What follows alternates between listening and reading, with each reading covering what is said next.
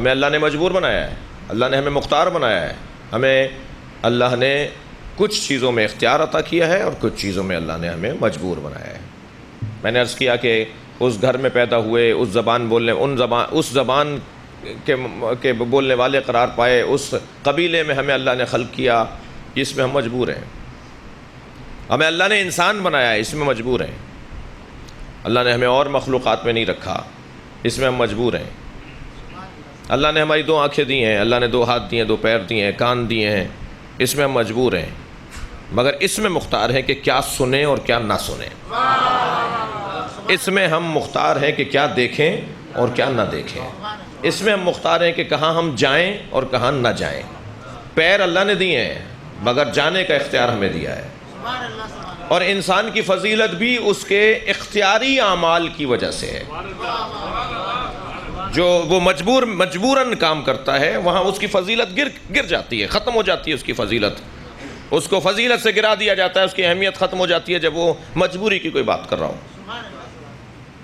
میرے ایک بزرگ ایک ممبری لطیفہ سنا رہے تھے، وہ فرمانے لگے کہ ایک صاحب ڈوبتے ہوئے ایک شخص کو دیکھنے کے بعد کود پڑے اور اسے بچانے کے لیے، اور بہرحال پکڑ کر لے آئے باہر۔ لوگوں نے بڑی تعریف کی، بھائی کوئی بھی نہیں جا رہا تھا دریا میں اسے بچانے کے لیے، آپ چلے گئے، کیا کہنا؟ کہنے لگے صاحب یہ تو بعد میں بات ہوگی، پہلے بتاؤ دھکا کس نے دیا تھا؟ تو جیسے ہی معلوم ہوا کہ یہ کسی نے دھکا دیا ہے تو فضیلت ختم ہو گئی نا۔ فضیلت وہاں تک رہی کہ جہاں اختیار سے بات ہو رہی ہے، جہاں آپ کوئی بھی کام مجبوراً کریں گے وہاں فضیلت نہیں رہے گی۔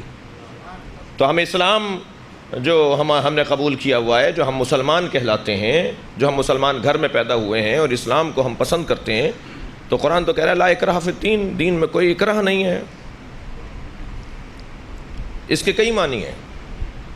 لا اکراہ فی الدین کا کیا مطلب ہے؟ لا اکراہ فی الدین کا ایک معنی یہ ہے کہ دین قبول کرنے میں کوئی اکراہ نہیں ہے،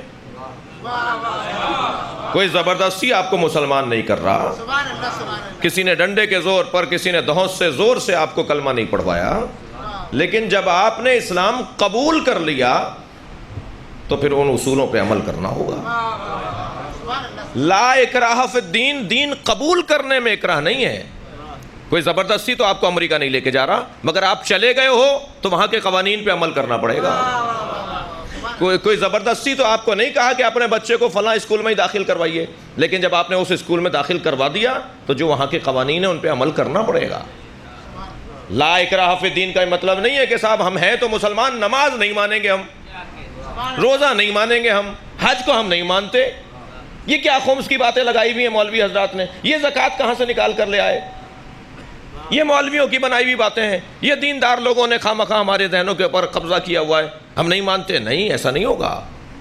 اگر آپ نے اسلام مان لیا ہے، اسلام قبول کر لیا ہے، تو اس کے سارے قوانین کو ماننا پڑے گا۔